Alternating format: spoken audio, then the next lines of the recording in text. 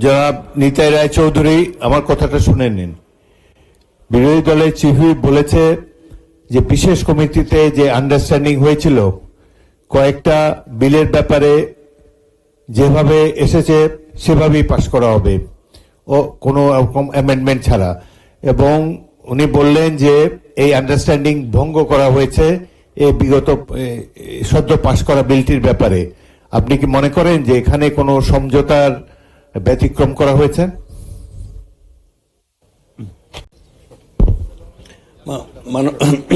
মাননীয় স্পিকার, ধন্যবাদ। মাননীয় স্পিকার, মাননীয় স্পিকার, এখানে যে সমঝোতা হয়েছে বিশেষ কমিটিতে, আর আমরা আজকে যে সংশোধনীটা আমাদের একজন সদস্য আনিসুর রহমান উনি এনেছেন,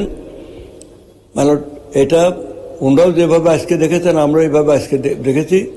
এটা এমন না যে আমরা পূর্বের থেকে ছিলাম না, এটা হাততালি দেওয়ার কিছু নেই। আমি বলে নিই, শোনেন, আমার কথা হলো যে এই বিলে কোনোই পরিবর্তন আনা হয়নি, যেভাবে এসছে। সেখানে দু একটা জায়গার তিনটে দফায় এক জায়গা একটা সিদ্ধান্তের ব্যাপার, আর দুই জায়গা কয়েকটা শব্দের ব্যাপার। সিদ্ধান্তটা হচ্ছে এইভাবে যে সংস্কৃতি বিষয়ক মন্ত্রণালয়ের যে পরিচালনার যে একটা পর্ষদ আছে, কাউন্সিল আছে, সে কাউন্সিলে বলা হয়েছে যে কোনো লোককে করা যেতে পারে।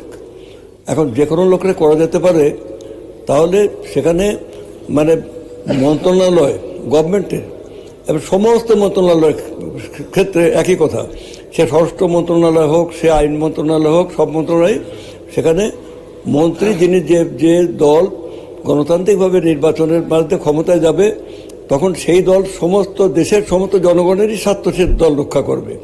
এমন না যে আমরা বিএনপির ভোটে যেতে এসছি, আমরা জনগণের ভোটে, তাই বলে আমরা শুধু বিএনপির কাজ করব।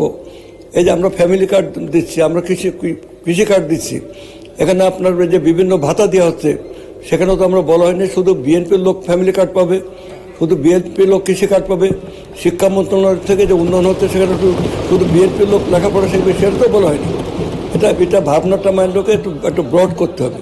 এখানে সিম্পল একটা কথা, যে উনি যে সংশোধনীটা এনেছেন, সেখানে বলতে চেয়েছেন যে যেখানে সবারকে যে কোনো লোককে দেওয়া যেতে পারে, সেখানেই বরং একটা নিয়ন্ত্রণহীনভাবে যে কোনো লোক সেখানে চলে আসতে পারে, এবং সেই জায়গা বরং এতটুকু নিয়ন্ত্রণ থাকবে দায়িত্বশীল সরকার, একটা গণতান্ত্রিক সরকারের পক্ষে।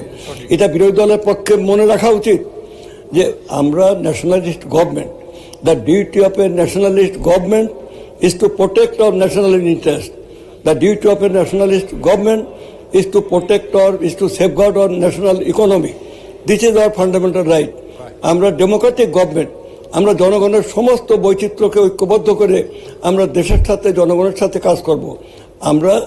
আমরা এই হচ্ছে আমাদের নীতিগত অবস্থান, আমাদের সরকারের নীতিগত অবস্থান। এটা বারবার মাননীয় প্রধানমন্ত্রী তিনি এটা ক্লিয়ার করেছেন সবার সামনে। এখন আমাদের বক্তব্য হলো যে এখানে যদি এই নিয়ন্ত্রণটা বাইরের লোক হাতে চলে যায়, এমনও তো হতে পারে আজকে যারা ওই পাশে বসে আছেন, কালকে তারা আবার ক্ষমতায় এই পাশে আসতে পারেন, তখন তাদের একই কথাই তো প্রযোজ্য থাকবে। এটা তো কোনো মহাভারত অসহ্য হয়ে যাওয়ার কোনো কারণ নেই। যদি এটা বিএনপি মনে করেন যে আমরা দলীয়করণ করছি, এটা দলীয়করণ করার কোনো ইচ্ছা আমাদের সরকারের নাই, তারেক রহমানের সরকারের নাই। এটা আমরা বারবার আমরা ধন্যবাদ মাননীয় মন্ত্রী, ধন্যবাদ। আইনমন্ত্রী, আপনি কিছু বলতে যাচ্ছেন?